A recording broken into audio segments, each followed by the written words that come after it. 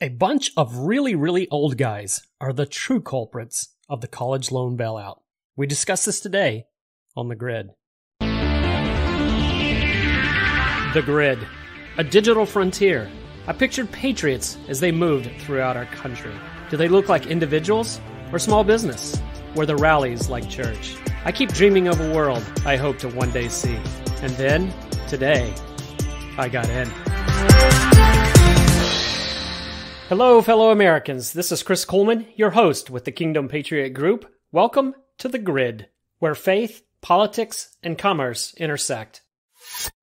It was estimated in 2020 that 25 million Christians did not participate in presidential elections. 65 million did not participate in local elections, and 15 million were not even registered to vote. We can see the horrifying results of our failure to vote every time we turn on the news. Are you registered to vote? The most basic patriotic action an American citizen can take, an American Christian can take, is to vote.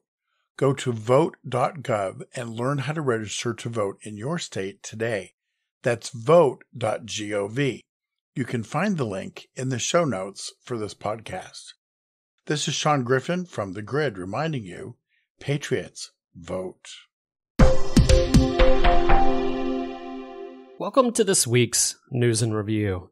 In cultural news, just when you thought the left coast could not set the bar any lower, the California Assembly passes a bill to become a refuge state for trans kids and their parents. My message to California, look at your map. Interstate Highways 8 and 10 are your tickets to Texas. In political news, Biden goes after the ultra-MAGA Republicans. They just don't get it. He doesn't get it. And apparently, never will. Conservatives are not in love with Donald Trump. They are in love with what he represents. The outsider pushing back against crony capitalism and a government that went from we the people and by the people to oppressing the people. CNN continues its shakeup as it's cutting off the ultra-liberal pundits masquerading as legitimate journalists. Enough so that Dan Rather is wondering what in the world is going on there. I love one person's tweet to Dan. When you have built your model and built your business around unfair and biased, when you actually make a move to the center and nonpartisan, it actually feels unfair. That person totally gets it. And despite what many conservatives have said, polling does suggest that the Dobbs decision is going to energize the liberal base and drive them to the voting booth in November. Folks, you need to vote. If the Republicans blow their momentum for this election cycle, they have only themselves to blame. Honestly, while I do believe in touting your own candidate, all that is required in this cycle is to say this: my opponent supports Biden, and Biden is destroying the country. That really should be the campaign slogan of every conservative candidate this fall. Also, in a little reported story, the U.S. Census Bureau has been to have discovered undercounting the populations of Florida, Arkansas, Illinois, Mississippi, Tennessee, and Texas, while overcounting the populations in Delaware, Hawaii, Massachusetts, Minnesota, New York, Ohio, Rhode Island, and Utah. I'm sure this was an honest mistake, but it is going to cost Florida at least one, maybe two electoral votes. In fact, because of the overcounting, Delaware, Rhode Island, and Minnesota each are keeping a congressional seat that they are not entitled to. Beyond just the election, states are also apportioned federal funds, often by how the census shakes out. In criminal news, the Trump Mar-a-Lago raid continues. The FBI has finished going through the documents they seized. They have inventoried them, but Trump claims that he declassified all of them, so there was no classified material to grab in the first place. Former Attorney General Bill Barr says this is highly implausible. Trump's request for a special magistrate to review is still being considered. Like I said, this will be in the News and Review likely every week for the foreseeable future. In medical news, a new peer-reviewed study shows that regular use of ivermectin reduces the potential for COVID-19 death by 92%. Wait. Isn't that the horse dewormer that was so vilified? Yes, it was. In fact, this is no small study. It included 88,000 people in a tightly controlled study group in Brazil. And it was conducted by Dr. Flavio Cadagiani, who is a doctor, a PhD, a board-certified endocrinologist, and has a master's degree in clinical endocrinology. Those who use it as a prophylactis or took it before an infection had these amazing results. And the truth shall set you free. Folks, for this week's News and Review, that's a wrap.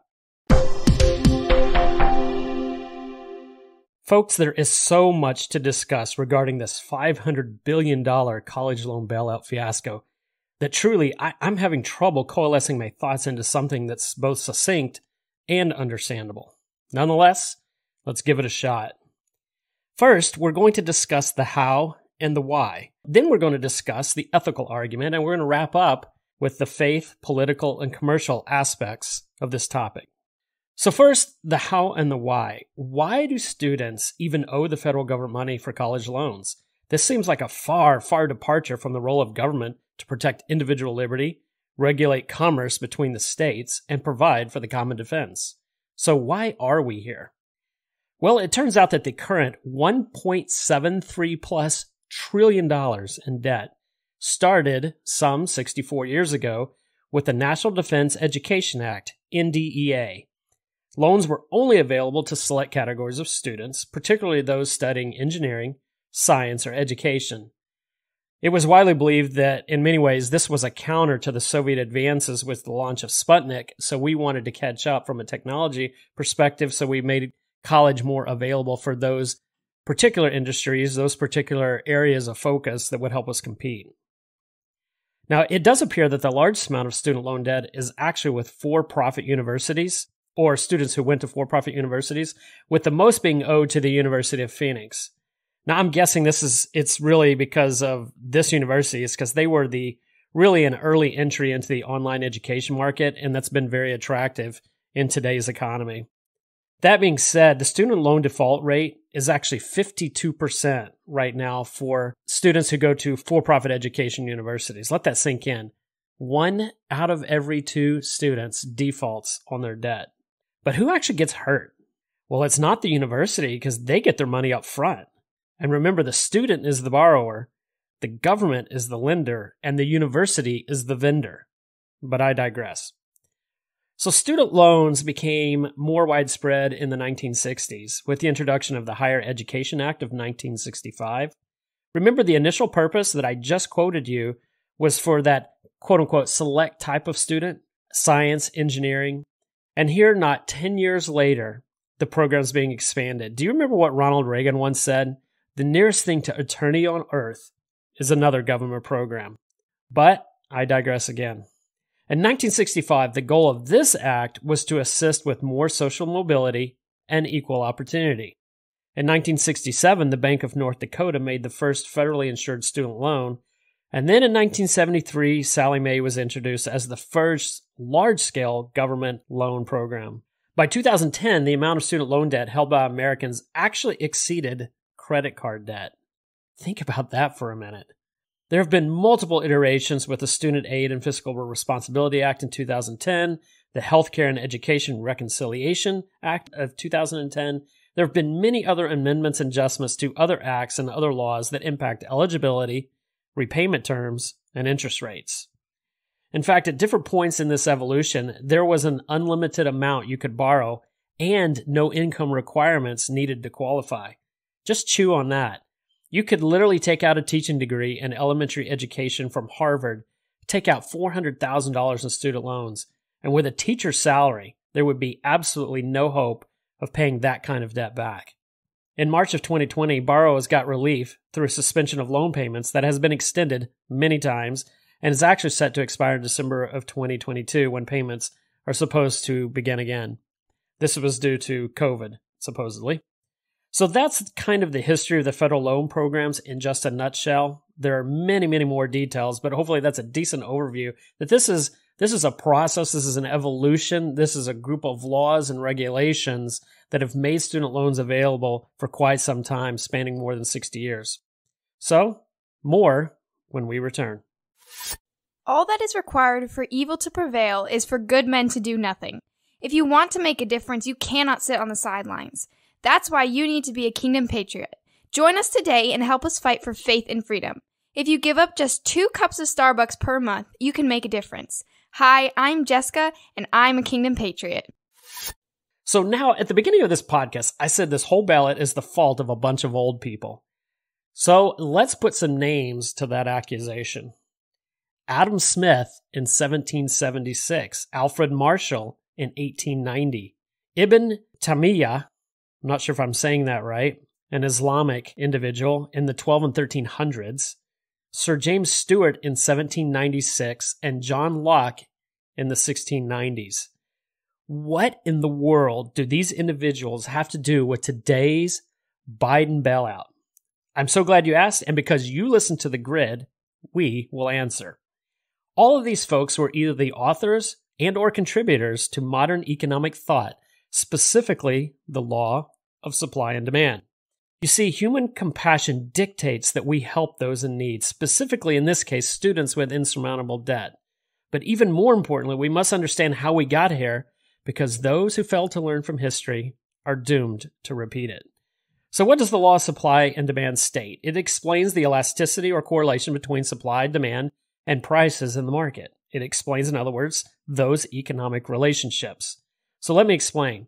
Absent of any price controls by Apple, so let's say Best Buy only has 10 iPhone 15s sitting on the shelf, but there's 100 people lined up outside to buy them. Well, Best Buy can and likely would raise the price to whatever it could because it only needs 10 buyers, but they have 100 waiting to do exactly that. But what if the opposite is true?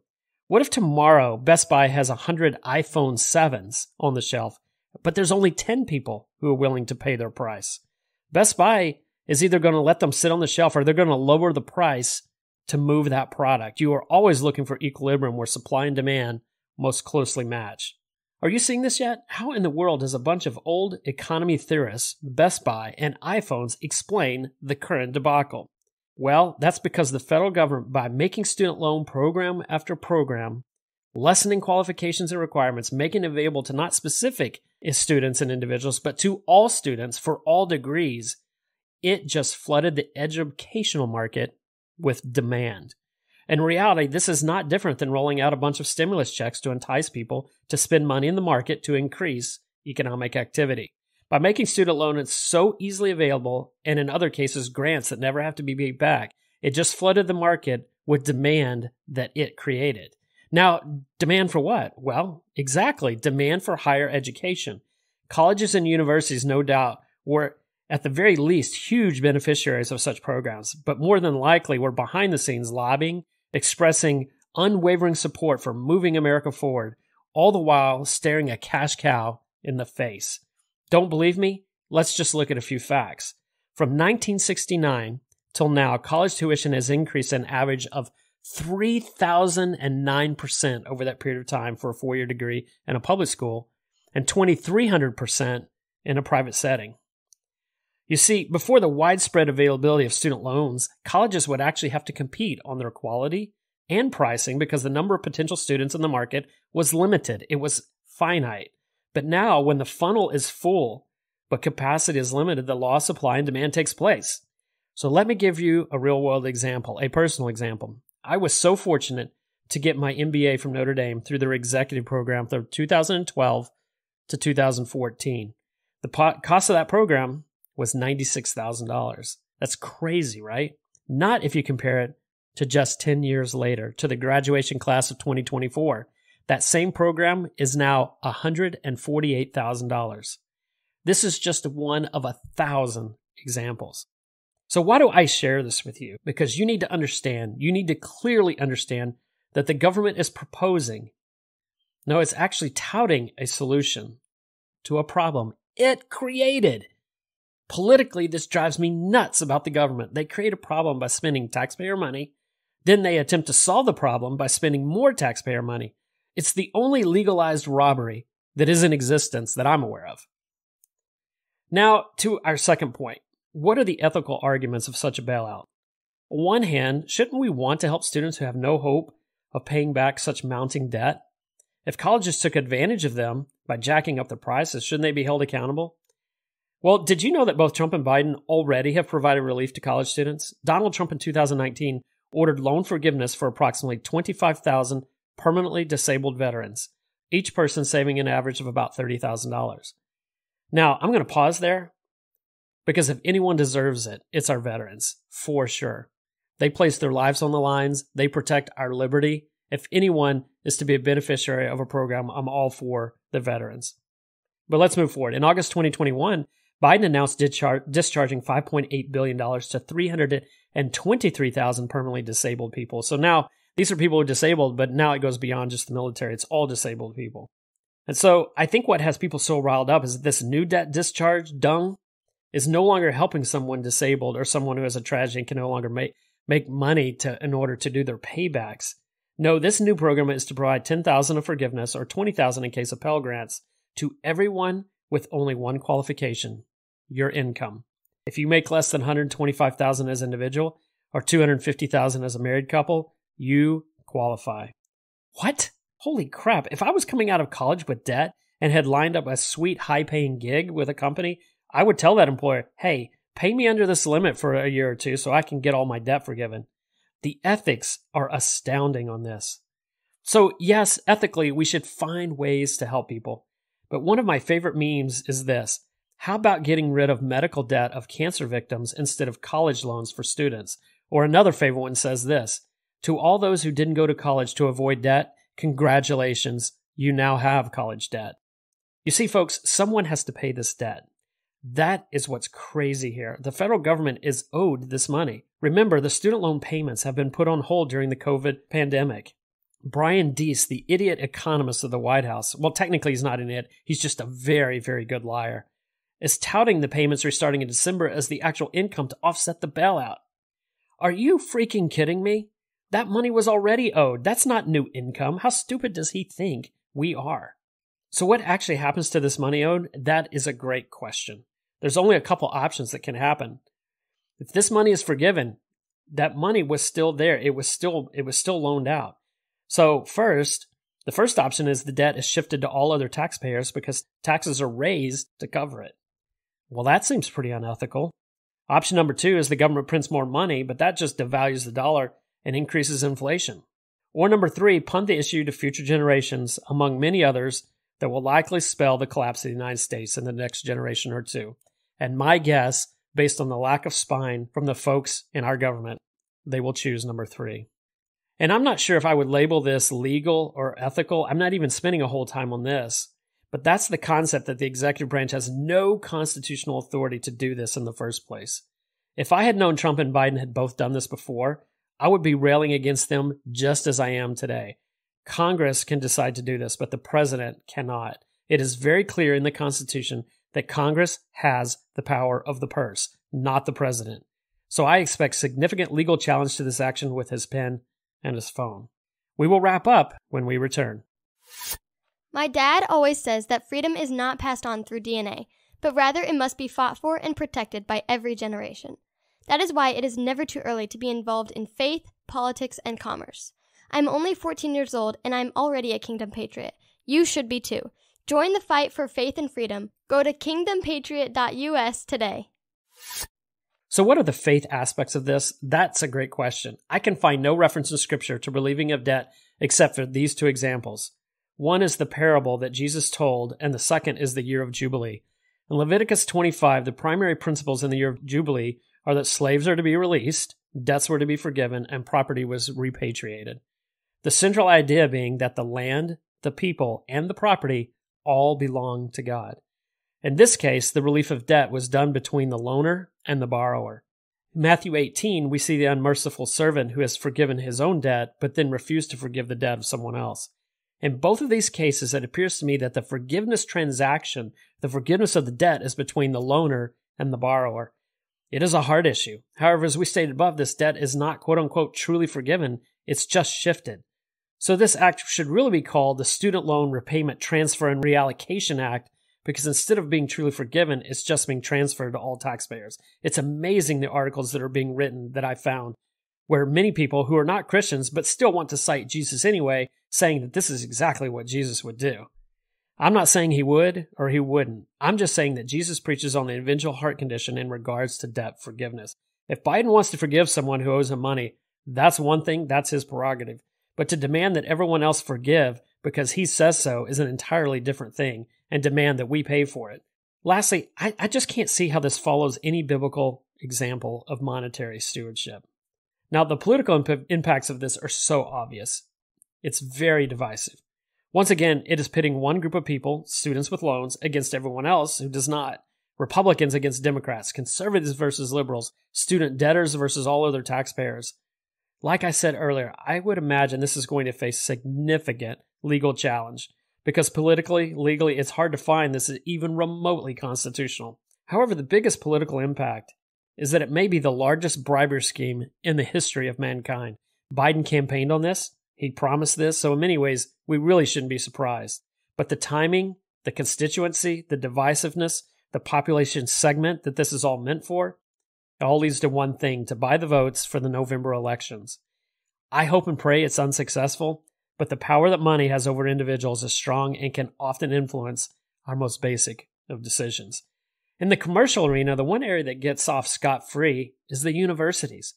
They have benefited immensely from these federal loans as it's increased the population 100-fold on who would be available to go to school, thus allowing the unsustainable increase in cost.